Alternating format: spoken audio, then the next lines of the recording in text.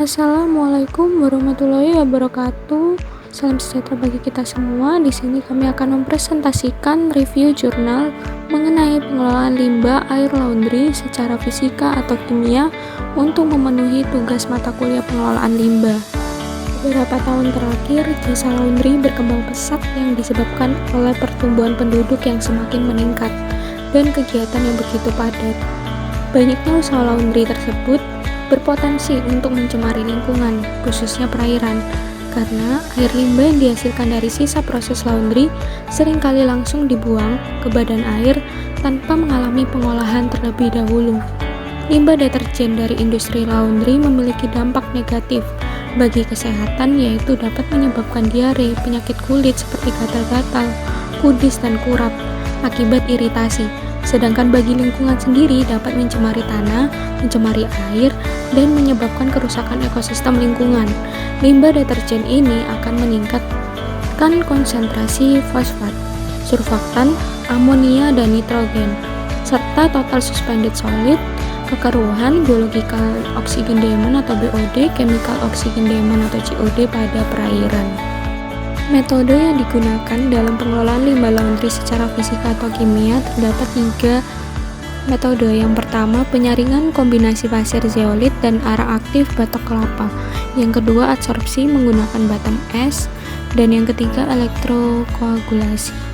Penyaringan kombinasi pasir zeolit dan arang aktif batok kelapa.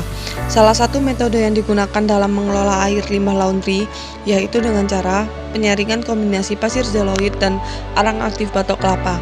Sebelum dilakukan penyaringan kualitas air limbah laundry, dilakukan pengamatan terlebih dahulu, dan setelah dilakukan penyaringan kualitas air limbah laundry juga dilakukan penyaringan untuk mengetahui hasil kualitas air setelah dilakukan penyaringan.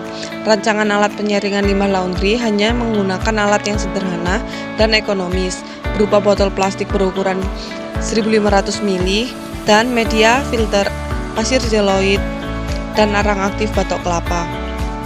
Prosedur pengolahan. Dalam prosedur pengolahan terdapat 3 tahap, yaitu tahap persiapan alat, tahap persiapan air limbah, dan tahap penyaringan. Dalam tahap persiapan alat, yang pertama, bersihkan botol aqua berukuran 1500 ml.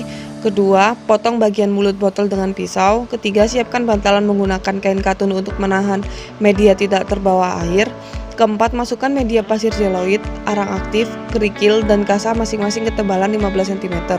Kelima, lubangi sedikit bagian bawah botol untuk memasukkan pipet. Untuk tahap kedua adalah tahap persiapan air limbah. Yang pertama, ambil air limbah di titik pembuangan limbah menggunakan dirijen hingga penuh. Kedua, melakukan cek kualitas air dengan menggunakan parameter fisika dan kimia. Yang ketiga, sisa air digunakan untuk treatment pada alat yang sudah dirancang. Tahap ketiga yaitu tahap penyaringan. Yang pertama, air sampel dialirkan secara manual pada mulut tutup botol untuk dilakukan penyaringan hingga air berwarna jernih. Kedua, air yang sudah disaring dimasukkan ke dalam botol untuk dilakukan pengecekan kualitas air dengan parameter fisika dan kimia. Hasil setelah dilakukan pengolahan. Data hasil analisis limbah cair laundry sebelum pengolahan menggunakan kombinasi pasir zeolit dan arang aktif. Parameter yang melebihi baku mutu untuk kegiatan industri laundry menurut Kemen LH nomor 5 tahun 2014 yaitu TSS, pH, dan fosfat. Sedangkan parameter BOD dan COD masih di bawah baku mutu. Kualitas limbah cair laundry setelah dilakukan pengolahan mengalami perbaikan dan memenuhi baku standar mutu. Efisiensi penurunan TSS adalah 41,75%, pH 1,08%, BOD 20%, dan fosfat 98,46%. Sedangkan parameter COD mengalami kenaikan nilai, tetapi masih dalam batas bawah baku mutu sehingga tidak mempunyai nilai efektivitas. Metode adsorpsi menggunakan bottom ash. Adsorpsi merupakan proses penggumpalan substansi terlarut dalam larutan oleh permukaan zat penyerap yang membuat masuknya bahan dan mengumpul dalam suatu zat penyerap. Sedangkan bottom ash adalah abu yang dihasilkan pada saat pembakaran batu bara yang mengendap. Prosedur kerja. Yang pertama, ayak bottom ash menggunakan ayakan berukuran 45 mesh untuk menghomogenkan ukuran partikel. Yang kedua, aktivasi bottom ash menggunakan larutan NaOH 1 molar pada suhu 85-90 derajat Celcius selama 6 jam. Yang ketiga, bilas bottom ash menggunakan Aquades untuk menghilangkan larutan NaOH yang masih menempel. Yang keempat, keringkan bottom ash di dalam oven selama 7 jam dengan suhu 110 derajat Celcius untuk menghilangkan kadar airnya. Yang kelima, ayak kembali bottom ash menggunakan ayakan berukuran 45 mesh dan variasikan berat bottom ash sebanyak 5, 10, 15, dan 20 gram serta variasi lama waktu penyerapannya selama 20, 40, dan 60 menit. Yang keenam, campurkan air limbah laundry sebanyak 600 ml dengan bottom ash dengan variasi berat dan waktu yang telah ditetapkan.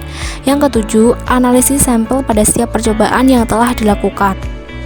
Hasil: terdapat perbedaan untuk permukaan bottom ash yang belum dan yang sudah diaktifasi, di mana yang belum diaktifasi masih berbentuk halus dan strukturnya masih terjaga, sedangkan yang telah diaktifasi permukaan menjadi kasar dan terbentuk retakan yang banyak. Kemudian nilai pH yang didapat setelah proses adsorpsi adalah 7, di mana masih memenuhi standar baku mutu. Kadar BOD yang didapat setelah dilakukan proses penyerapan adalah 129,2 mg per liter, di mana sudah melebihi baku mutu yaitu sebesar 75 mg per liter. Untuk kadar COD setelah proses penyerapan adalah 354,8 mg per liter, yang menunjukkan kadar COD sudah melebihi baku mutu yaitu sebesar 180 mg per liter. Untuk kadar fosfat yang didapat setelah proses adsorpsi adalah 0,104 mg per liter dengan efisiensi penyerapannya sebesar 60%. Hal ini menunjukkan kadar fosfat memenuhi standar baku mutu yaitu sebesar 2 mg per liter. Berat adsorben dan waktu kontak yang paling optimum adalah dalam menyerap konsentrasi fosfat adalah berat 15 gram dengan waktu penyerapan selama 40 menit, sedangkan kapasitas adsorpsi maksimum adalah sebesar 0,0113 mg per gram. Selanjutnya yaitu metode elektrokoagulasi. Pengertian dan prinsip dasar elektrokoagulasi. Elektrokoagulasi adalah proses koagulasi atau penggumpalan dengan daya listrik melalui proses elektrolisis untuk mengurangi ion logam dan partikel di dalam air. Prinsip dasar dari elektrokoagulasi adalah reduksi dan oksidasi atau redoks.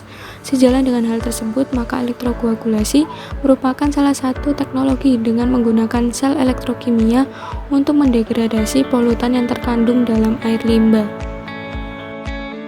Berlanjut pada metodenya, proses elektrokoagulasi dilakukan dengan bantuan arus listrik yang bertegangan 12 volt, 18 volt, dan 24 volt selama 45 menit dengan desain seperti gambar di samping.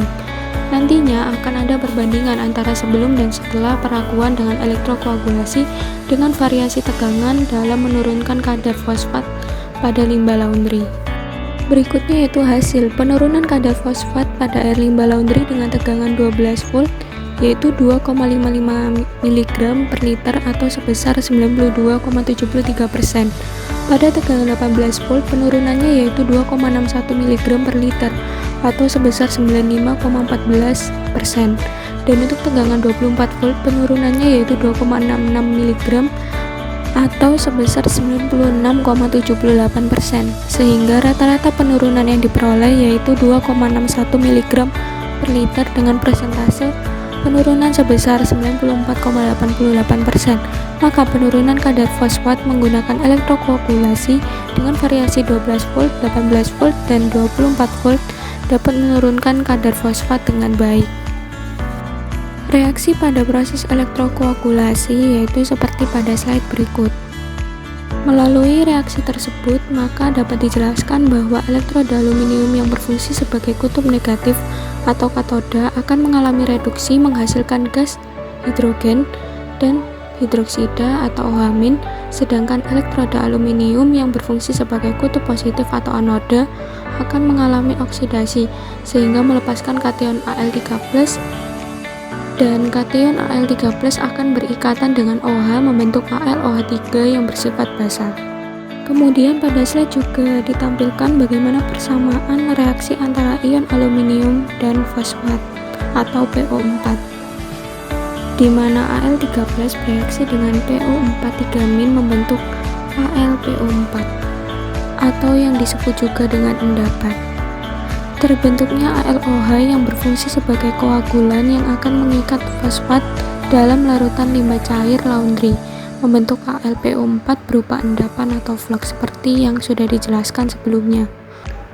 Oleh karena itu, dapat disimpulkan bahwa metode elektrokoagulasi dalam pengolahan limbah cair merupakan proses kimia dengan sumber aluminium berupa kation aluminium Al13 yang dihasilkan dari elektrolisa logam aluminium untuk dilarutkan dalam limbah cair sebagai koagulan.